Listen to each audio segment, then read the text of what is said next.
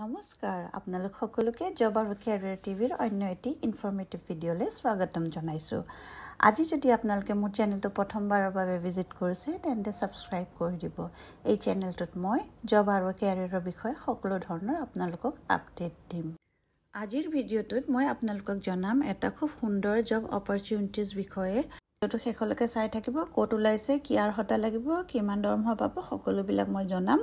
এতিয়া আহক ভিডিঅ'টো আৰম্ভ কৰোঁ। এইটো যোনটো ভেকেন্সি আপোনালোকক মই এতিয়া দেখাবলৈ গৈ আছোঁ সেইটো ONGCৰ ফালৰ পৰা আহিছে, তাৰ মানে তেল আৰু প্ৰাকৃতিক গেছ নিগম। আৰু চাওঁচোন আহক এতিয়া কি কি ডিটেইলছ আছে, কেনেকৈ আপুনি এপ্লাই কৰিব লাগিব, চেলাৰী কি, সকলোবিলাক। ইয়াতে দুটা পোষ্ট আছে আৰু ইয়াৰ কাৰণে যোনটো এডুকেশ্যনেল কোৱালিফিকেশ্যন বিচাৰিছে সেইটো হৈছে MSc।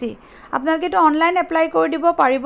MSc যদি আপোনালোকে কেমিষ্ট্ৰিত কৰিছে বা BTech কৰিছে কেমিকেল ইঞ্জিনিয়াৰিঙত ফ্ৰম আ recognise university with minimum 60% marks equivalent grade, তেতিয়া আপোনালোকে এপ্লাই কৰিব পাৰিব। MTech প্ৰিফাৰ কৰে কেমিকেল ইঞ্জিনিয়াৰিঙত। আৰু তাৰপিছতে ইয়াৰ যোনটো চেলাৰী হ'ব সেইটো 48,200 per month wish includes fellowship amount of 38,000 আৰু HRA এমাউণ্ট 10,260 দিব। This amount may be increased to 50,800 per month after successful completion of 1 year and 54,600 per month after successful completion of 2 years. তাৰমানে যেতিয়া আপোনালোকৰ এইটো প্ৰথমতে আপোনালোকক এজ এ ট্ৰেইনি ল'ব, intern ল'ব, তাৰপিছত যেতিয়া আপোনালোকৰ 1 year কমপ্লিট হৈ যাব তাৰপিছত আপোনালোক পোষ্টটো পাৰ্মানেণ্ট হৈ যাব আৰু তেতিয়া 50,000 আৰু 54,000 এনেকৈ চেলাৰী আপোনালোকৰ প্ৰত্যেক ইয়াৰতে বাঢ়ি গৈ থাকিব।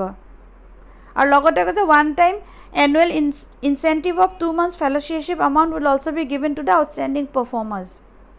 ইয়াতে যোনটো জব ডেছক্ৰিপশ্যন দিছে, to coordinate with project team and collaborating institute partners for successful project execution, preparation of project related documents including agreement, approval notes, processing milestone payment and data management. Tarpisore preparation of monthly and quarterly reports, projects, annual reports, the collaboration of project report and budgets related documents. Apply kora process to ever silo interested and suitable candidates who have fulfilled the above mentioned eligibility criteria have to send their application in the prescribed format. Excel sheetot prescribed format to di diba, তাতে গৈ পেলাই আপোনালোকে নিজৰ CVখন, photographs, তাৰপিছতে মাৰ্কশ্বিটছৰ details, বাকী যিখিনি documents আছে সেইখিনি আপোনালোকে ইমেইল কৰি দিব লাগিব with the subject junior fellow' project hydrogen programme to oechr@ongc.co.in। লিংকটো মই আপোনালোকক শ্বেয়াৰ কৰি দিম। আৰু এটা কথা কৈছে, the candidate should also' submit N essay on renewable energy which should not be more than 500 words with a PPT। মানে 5খন শ্লাইডৰ আপোনালোকে এখন শ্লাইডত 100টা ৱৰ্ডছকৈ ৰিনিউৱেবল এনাৰ্জিৰ ওপৰত এটা PPT বনাই পেলাই আপোনালোকক এইটো ছাবমিট কৰিব কৈছে। এইটো বেচিছৰ ওপৰতে আপোনালোকক এছেছমেণ্ট কৰিব। ইয়াতে কোনো টেষ্ট, ৰিটেন টেষ্ট একো নহ'ব, সেইকাৰণে সেই হিচাপে আপোনালোকক শ্বৰ্টলিষ্ট কৰিব। সেইকাৰণে এই PPTটো দিয়াটো ইম্পৰ্টেণ্ট হয়, এইটো আপোনালোকে দিব লাগিব এপ্লিকেশ্যন প্ৰচেছটো যেতিয়া আপোনালোকে কৰিব। আৰু লাষ্ট ডেট যোনটো হ'ব ইয়াৰ 16 তাৰিখলৈকে আছে, 16 আগষ্টৰ ভিতৰত আপোনালোকে এপ্লাই কৰিব পাৰিব। আৰু ইয়াতে যোনটো অফিচিয়েল ৱেবছাইট হৈছে ONGCindia.com, তাত গৈ আপোনালোকে এবাৰ চাই ল'ব। আৰু এইখন হৈছে এডভাৰটাইজমেণ্টখন, যোনখন মই আপোনালোকক এবাৰ খুলি দেখাই দিছোঁ। ইয়াতে গোটেইখিনি ডিটেইলছ দিয়া আছে, আপোনালোকে এবাৰ এইখন ভালকৈ চাই ল'ব। আৰু ইয়াতে প্লেচ অফ পষ্টিং কৈছে দিল্লী বা any other place as desired by OEC।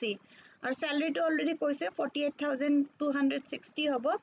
আৰু যোনটো চিলেকশ্যন প্ৰচেছ হ'ব সেইটো কৈছে 2 tier চিলেকশ্যন প্ৰচেছ হ'ব। স্ক্ৰিনিং অফ এপ্লিকেশ্যন ফৰ্মেট হ'ব, ফলোড বাই ইণ্টাৰভিউ হ'ব। তাৰমানে ইয়াতে অলৰেডি মই কৈছোঁ, তাৰ কাৰণে আপোনালোকে যে এখন PPT পঠাব লাগিব আৰু তাৰপিছত আপোনালোকৰ ইণ্টাৰভিউটো হ'ব আৰু 30 daysৰ ভিতৰত জইন কৰিব লাগিব বুলি কৈছে।